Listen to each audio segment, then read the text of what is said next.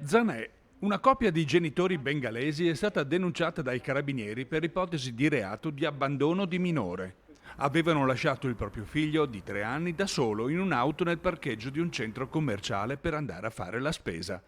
Il piccolo, addormentato sul suo seggiolino nei sedili posteriori della vettura, aveva attirato l'attenzione di alcuni clienti del supermercato che hanno allertato il 112.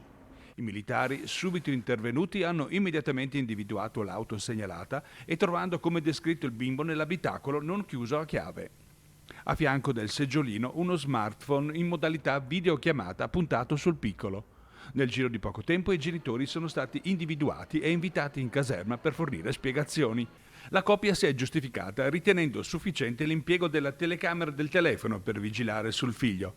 È stata comunque denunciata e sanzionata amministrativamente per non aver installato il dispositivo anti-abbandono previsto dal codice della strada.